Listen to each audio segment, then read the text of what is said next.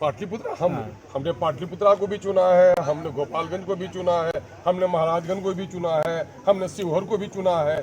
हम जब सीमांचल में लड़ते हैं तो कहा था कि पार्टी सिर्फ सीमांचल की है, और बाहर जब लड़ते हैं तो आप लोग बोलते हैं कि बाहर क्यों आए। ये तो बड़ा अजीब तमाशा है। सर, एक आपके पार्टी पर हमेशा आरोप लगता है कि आपको बीजेपी का बी टीम बोला जाता है। के लाल में ये दम है।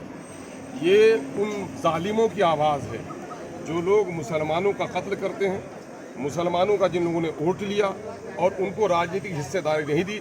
ऐसे ही बेईमानों का, ऐसे ही लफाजों का, ऐसे ही जालिमों के जुमले हैं, और इन जालिम और नालायक लोगों के जुमलों का जवाब देना जरूरी नहीं है कि सबके दिल में है खोट और सबने दिया है हमको चोट। भाई पाटलिपुत्रा क्षेत्र से उद्देश्य क्या है? दूसरी जगहों से लड़ता हूँ, उद्देश्य क्या है?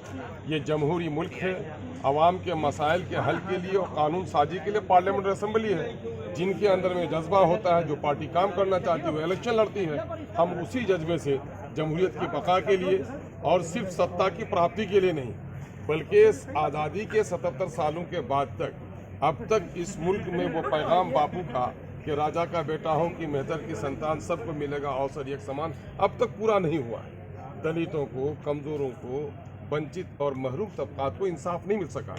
हम सत्ता की सिर्फ लड़ाई नहीं लड़ रहे हैं, बल्कि हम वंचितों को इंसाफ दिलाने की लड़ाई लड़ रहे हैं। और फारूक रजा साहब इस इलाके के एक बड़े अच्छे समाजी खिदमतगार हैं। आवाम का काफ़ी दबाव था कि आप समाजी तौर पर खिदमत करते हैं, इस वक्त आपको राजनीतिक खिदमत भी करनी है। तो MIM से इन्होंने राब्ता किया, पार्टी ने टिकट दिया, बड़ी जमामर्दी और जानदारी से इलेक्शन लड़ रहे हैं। सर, आपके पार्टी पर एक आरोप लगता है, राजनीति करने के लिए जाने जाते थे, पाटलिपुत्रा क्षेत्र को आपने क्यों चुना? पाटलिपुत्रा हमने पाटलिपुत्रा को भी चुना है, हमने गोपालगंज को भी चुना है, हमने महाराजगंज को भी चुना है, हमने शिवहर को भी चुना है। हम जब सीमांचल में लड़ते हैं तो कहा था कि पार्टी सिर्फ सीमांचल की है, और बाहर जब लड़ते हैं तो आप लोग बोलते हैं कि बाहर क्यों आए। ये तो बड़ा अजीब तमाशा है। सर, पार्टी धीरे धीरे आगे बढ़ रही है, कदम आगे बढ़ा रही है। बच्चा पैदा होता है माँ के गोद में, फिर आंगन में, फिर बस्ती में, फिर शहर में निकलता है। MIM ने अपना 10 साल सफर जारी किया है, सीमांचल से होते हुए मगध तक पहुंच चुका है, पूरे बिहार का यहाँ तक कर दिया। सर, एक आपके पार्टी पर हमेशा आरोप लगता है कि आपको बीजेपी का बी टीम बोला जाता है। के लाल में ये दम है।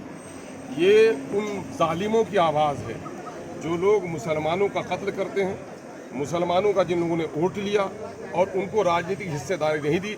ऐसे ही बेईमानों का, ऐसे ही लफाजों का, ऐसे ही जालिमों के जुमले हैं, और इन जालिम और नालायक लोगों के जुमलों का जवाब देना जरूरी नहीं है। मुद्दा क्या रहेगा सर पाटलिपुत्रा के लिए? पाटलिपुत्रा मुद्दा मामला सिर्फ ये मेंबर ऑफ पार्लियामेंट बनेंगे, मेंबर ऑफ सिर्फ पार्लियामेंट्री कंस्टिट्यूंसी सिर्फ पटने के लिए नहीं बनेंगे।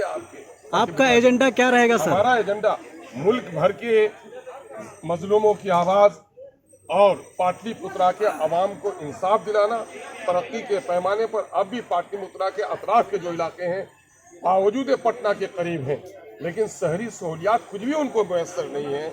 आज भी वहाँ अच्छे स्कूल की कमी है, अच्छे हॉस्पिटल्स की कमी है, बेटियों के तालीम के इदारे नहीं हैं।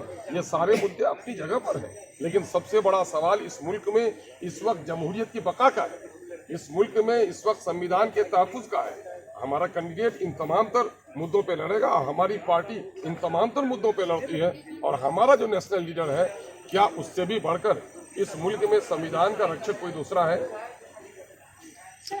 जानकार सहाफ़ी हैं, मीडिया के अच्छे जानकार लोग हैं, खोलिए आंखों की पट्टी, देखिए बिहार की चारों ओर, है ना। महाराजगंज से हमारे कैंडिडेट भूमिहार हैं, शिवहर से हमारे कैंडिडेट राजपूत हैं, गोपालगंज से हमारे कैंडिडेट जो हैं वो दलित समाज से आते हैं। अभी हमने कल ही नॉमिनेशन कराया काराकट में, पिछड़ी जाति से आते हैं। हम लोग जात पात की बुनियाद पर भेदभाव नहीं करते। सारे इंसानों को एक ही माँ बाप की संतान समझने वाली पार्टी अगर कोई है तो ये MIM ही है। सभी मजहबों को टिकट होता है। यकीनन सारे लोगों को, सारे इंसान एक है। अरे जात पात इंसान का बनाया हुआ तमाशा है। हमारा विश्वास ये है, इस संसार का ईश्वर भी एक है और सारे इंसान एक ही माँ बाप के हैं। इंसान कर्म से बड़ा होता है, कर्म से छोटा होता है, जात से कोई बड़ा छोटा नहीं होता। ये पापी लोग हैं जिस तरह पाप फैलाते हैं। सर, एक आखिरी सवाल, आपकी पार्टी किसी भी गठबंधन के साथ अलायंस क्यों नहीं करती है? अरे भाई, आपको मैं वकील बना देता हूँ, कर लो, है ना। मामला ये है कि मुसलमानों के वोटों को लोग रखेल बना के रखना चाहते हैं। अभी जाति आधारित गणना की रिपोर्ट पढ़ी आप लोगों ने। ये गलती से नीतीश कुमार अपने पूरे कार्यकाल में एक अच्छा काम कर गए कि जाते जाते अपने जुर्म की दास्तान खुद लिख गए ये लास्ट 30 इयर्स का कांग्रेस, राजद, जदयू, भाजपा, ये सारे लोगों का अमालनामा है कि इन्होंने किन के साथ क्या किया है। बिहार की आबादी 13 करोड़ हो गई है और उसमें एससी की आबादी 3 करोड़ 56 लाख है। उनकी नौकरी में हिस्सेदारी होती है 4,11,000। उनको 2,91,000 नौकरी देकर 1,10,000 नौकरी उनकी खत्म कर दी। और मुस्लिम माइनॉरिटी की आबादी होती है 2 करोड़ 31 लाख और 18% है। इनकी सरकारी नौकरियों में भागीदारी होती है 3,68,000। मात्र 1,73,000 नौकरी देकर 1,95,000 गोया 2 लाख नौकरियों से इनको वंचित रखा गया है। ये है जुल्म इन लोगों का। हमको सियासी एतबार से, समाजी एतबार से कितना दबाया है इन जालिमों ने कि हमें कोई हिस्सा नहीं दिया। यही वजह है कि सबके दिल में है खोट और सबने दिया है हमको चोट। इसी वजह से अब हमारी मजबूरी है अपनी पार्टी अपनाओ। जिस पार्टी से हम चुनाव लड़ने जा रहे हैं वही पार्टी हक और इंसाफ की बात है। इसमें हिंदू, मुस्लिम, सिख, ईसाई सब मिल करके हमको वोट करें। हम उनके काम पे जो भी काम होगा हम उसको करेंगे। आपके सामने बड़े बड़े चेहरा भी है, चुनौती भी होगी, उसको कैसे देखते हैं? चुनौतियाँ तो डेली का एक काम सोकर तो उतना भी अच्छा तो चुनौती से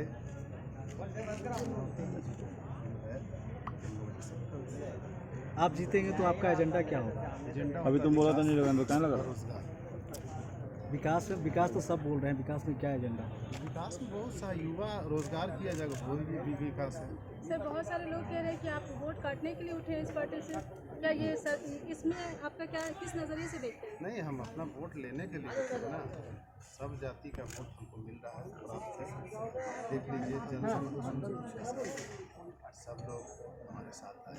विधायक जी चेहरे की मुस्कुराहट बता रही कि जनता का समर्थन आपके साथ है क्या? बेशक मैं वहाँ का बेटा हूँ, सिर्फ मैं ही वहाँ का बेटा हूँ, दोनों प्रत्याशी वहाँ के ही हैं। मतलब इस बार रामकृपाल जी को छोड़ पीछे पछाड़ देंगे? पूरी तैयारी है आपकी? एकदम पछाड़ देंगे, मीसा भारती को भी? एकदम पछाड़ेंगे तब लेकिन ना हम वो तो 2 जीतेंगे। बार से जीते आ रहे रामकृपाल जी, तो फिर उनको आप कैसे पछाड़ेंगे? ये तो बहुत बड़ी टफ बात है। जीते हैं तो अब हारेंगे। अच्छा, मतलब पूरा महागठबंधन कहती है कि भी 2 बार है शासन, तीसरी बार अभी बीजेपी महागठबंधन बोलती है कि आप लोग बीजेपी के बी टीम है। अख्तर से इस पे आप क्या कहेंगे?